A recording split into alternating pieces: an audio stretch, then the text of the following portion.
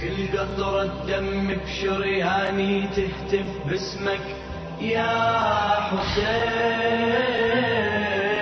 روح شلون تظل بجسمي منذكر جسمك يا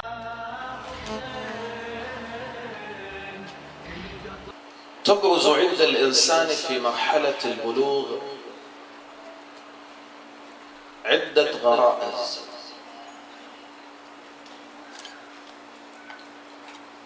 من جملتها أو من ضمن تلك الغرائز غريزة حب التدين والاندفاع نحو الدين، وذلك يبرز عبر السلوك. فتجد مثلا بعض من الذين أو الأغلب من الذين يصلون إلى مرحلة البلوغ يصير عنده توجه نحو المسجد، نحو الحسينية، نحو اغتناء الكتب الدينية وهكذا. قلنا وهذه الغريزة قابل لأن تبقى وتنمو وتسير مع الإنسان إلى آخر حياته، وقابلة إلى أن تضعف.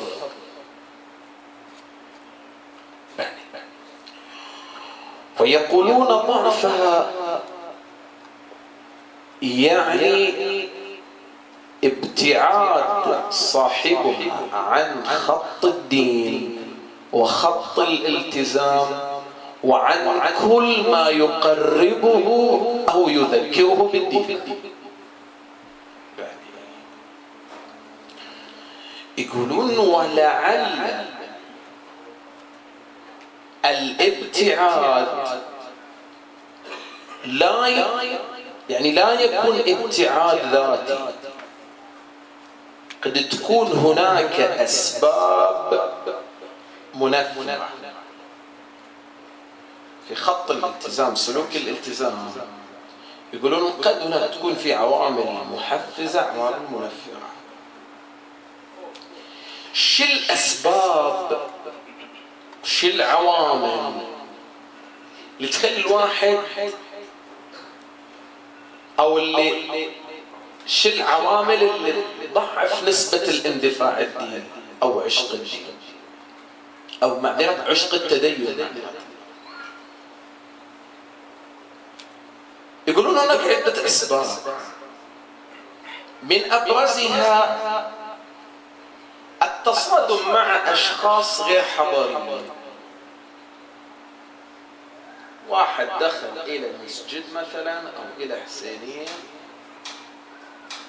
حصل له كلمة من واحد غير حضاري،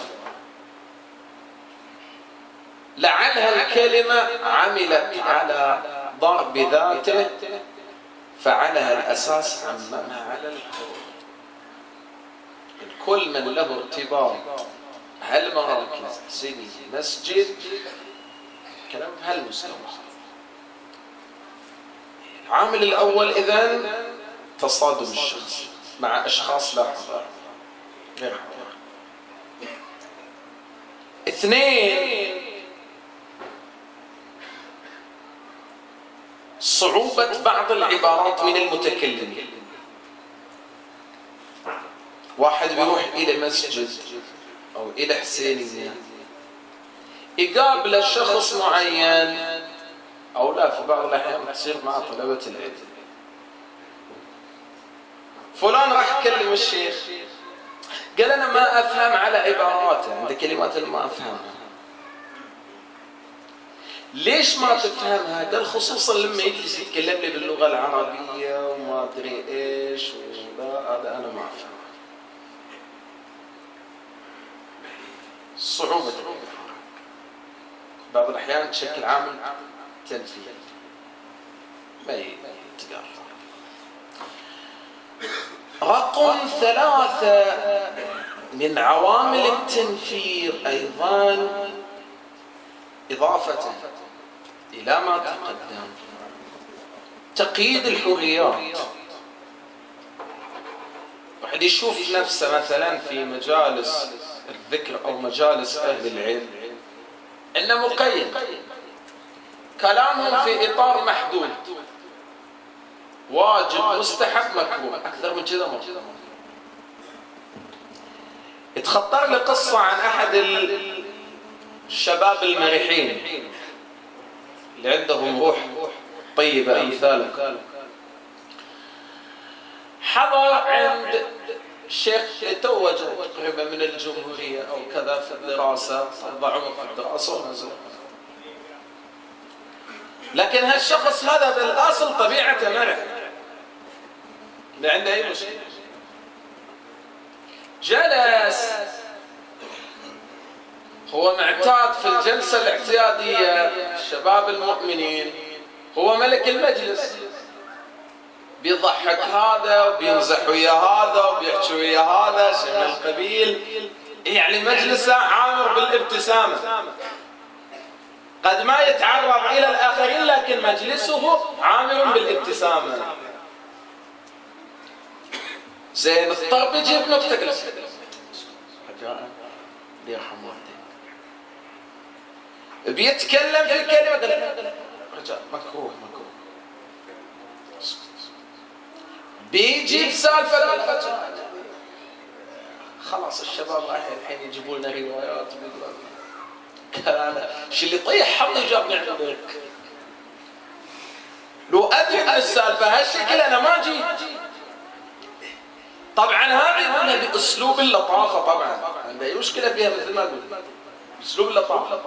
لما يكون الواحد مقيد زين، فالتقيد سبب من اسباب التنفير، انه ينفر ما يجي.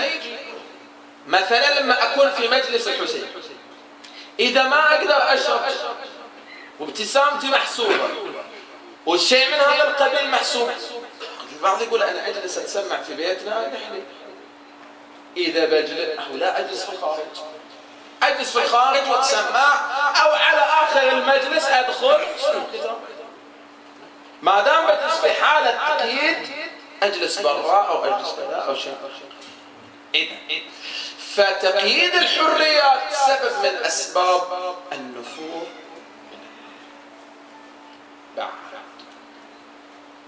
لعل هذه 3 أسباب تنفر الإنسان، تنفر الشاب، تنفر عاشق التدين، وتصير عنده نظرة سلبية ونظرة عكسية. طبعا يا حبايبي صلى الله على محمد وعلى محمد. اللهم صل على محمد وآل محمد. اللهم صل على محمد وآل محمد. اللهم صل على محمد وآل محمد. التفتوا معي يا شباب. الرسول صلى الله عليه وآله نعم عالج المسألة وعالج هذه الظاهرة بأروع علاج قدم لها جدا مناسبة ورائعة وجميلة في المقام. شنو قدم الرسول صلى الله عليه وآله؟ كل مثلا استبدل التصادم برحابة الصدر وجذب الناس. لذا المعبر عن رسول الله صلى الله عليه وآله، المعروف عن رسول الله صلى الله عليه وآله أنه يتحلى برحابة الصدر الكبير والصغير. يجلس مع الناس كأحدهم. يقولون لعله جاء شخص في يوم من الأيام إلى المدينة لهدف التقابل مع الرسول صلى الله عليه وآله، دخل على الرسول شافه جالس مع الجماعة، لم يعرفه إلا عن طريق السؤال. لما سأل قال له هذا خذ منه. إذا الرسول استبدل، أعطانا البديل هو بدل التصادم رحابة الصدر في التبليغ. تريد توصل رسالة، تريد تجذب هذا الشاب إلى حظيرة الالتزام، تريد تنمي عنده الوعي، تريد تنمي عنده غريزة حب التدين، جد رحابة الصدر بالمنهج الإسلامي. إذا خذ هذا على جهة. تعال ننتقل إلى الآلية الثانية اللي استخدمها الرسول صلى الله عليه وآله، اللي هي عبارة عن سهولة العبارة. أنت تلاحظ بأن خطابات أهل البيت صلوات الله وسلامه عليهم خطابات لامعة لها مكانة عند مدارس الإسلام. من أبرز الخطابات كلام الرسول صلى الله عليه وآله في استقبال شهر رمضان. شوف، من 1400 سنة وهالخطاب لا يزال لامعا في مدرسة أهل البيت ومتألق. هذا يدل على شيء، إنما يدل على سهولة العبارة التي كان يستخدمها الكل، وكانت عبارته لطيفة يفهمها صغيره وكبيره. أيها الناس، أقبل إليكم شهر الله بالبركة والرحمة والمغفرة، شهر عند الله أفضل الشهور، أيام من أفضل الأيام، ليالي، إلى آخر كلامه الروحي في ذلك. ثلاثة، الأخذ باليد. يعني بعبارة أخرى أقول لك، اهتمام الرسول صلى الله عليه وآله بهالمجموعة، يعني بمن هم حولنا، جذبهم نحوه، علمهم، نمى فيهم غريزة حب التدين، ومن ثم أعطى لكل فرد منهم وظيفة. فصار كل واحد عامل ثقل عن رسول الله صلى الله عليه وآله. ثلاثة، أربعة، فتح حرية الحوار. مقدار ما تفتح حرية الحوار تجذب أكبر أكبر. يذكرون عن شباب 18 سنة عمره، هذا أمسك بيده أحد الرواديد ووضعه على منبر الحسين صلوات الله عليه. فعلا تألق ونجح وأمور طيبة.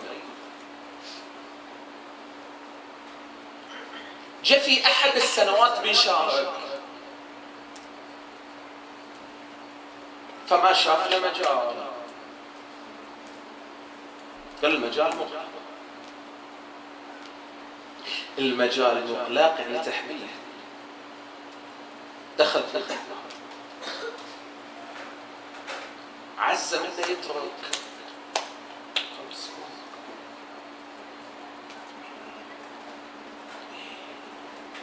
واحد قال له أنا عزمت أترك، خلاص ما عندي خيار ثاني. قال له ما تستعجل، خلينا نتفاهم، اجلس.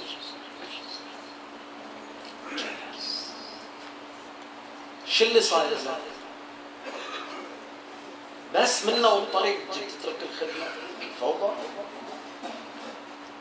قل لي شو اللي صاير لك بس ولا يصير لك خير. قال أنا جيت أريد أشارك ما أحد أعطاني وجه. طلبت قصائد من الشاعر ما أعطاني.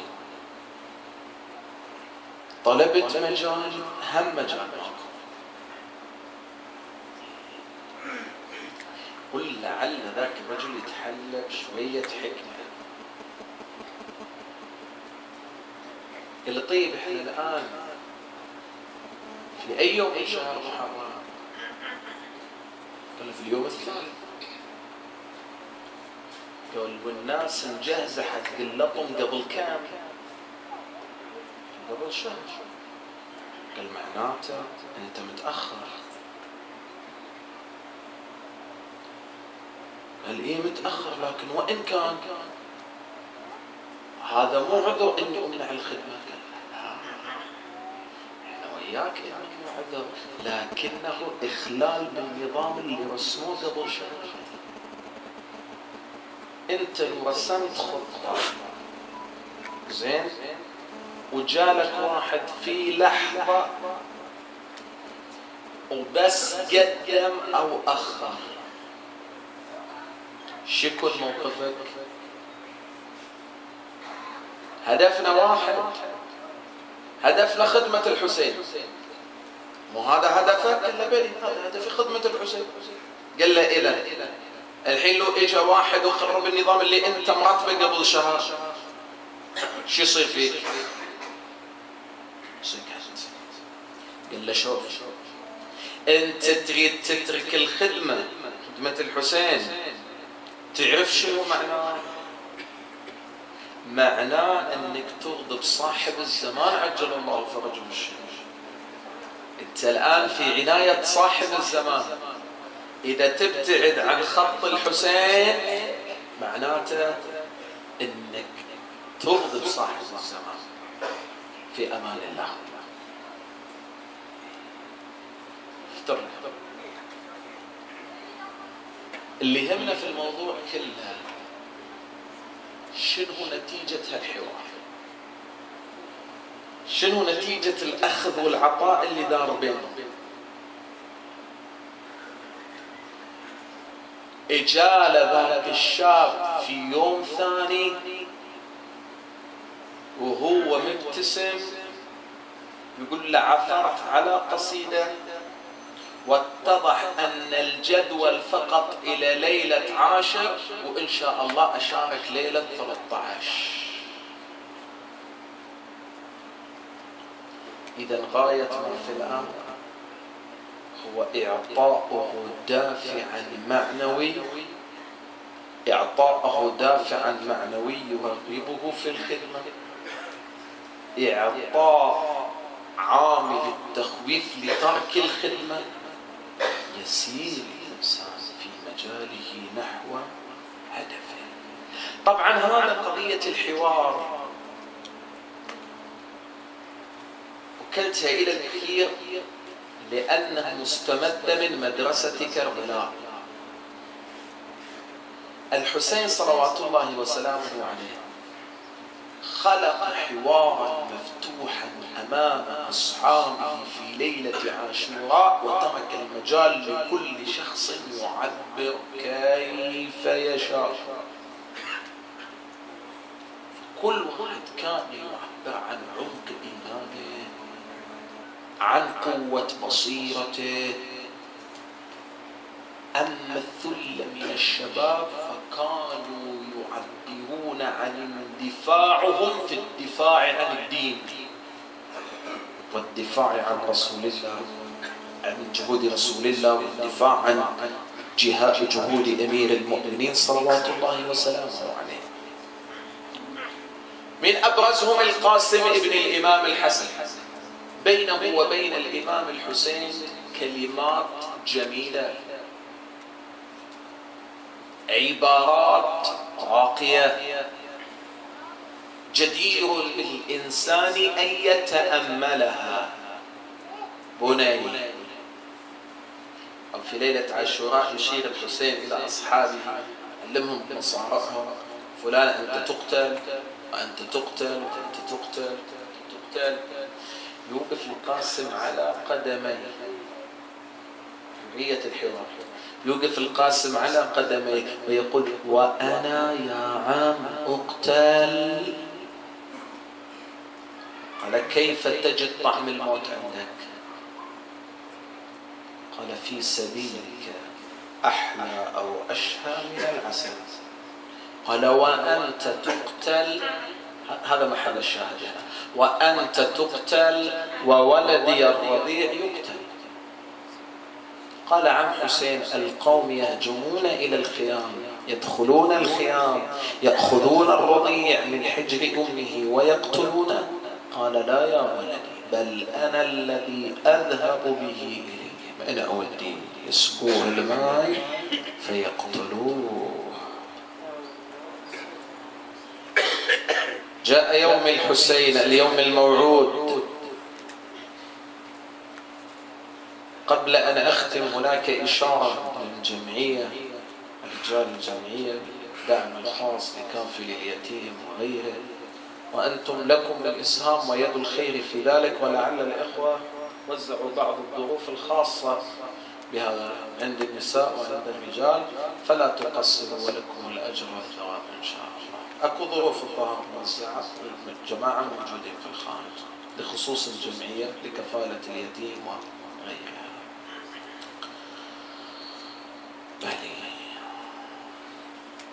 الحسين أطلق صرخة الاستغاثة أمام الناصر ينصرنا وذاب يذب عنا، وإذا بالقاسم يحمل أقدامه متوجها نحو عمه لبيك داعي الله. قال بني لا تفجعني، ارجع إلى الخيمة. الله أكبر. رجع القاسم إلى الخيمة لكن دموع تجري. جيل أمه بني ما يبكيك؟ قال إن عمي الحسين أرجعني لعله استصغر سني.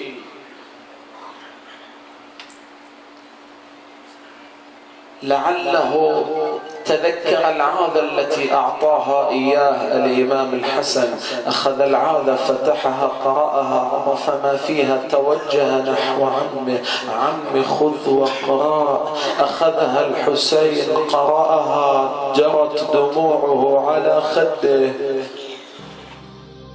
كل قطرة دم بشرياني تهتف باسمك يا حسين.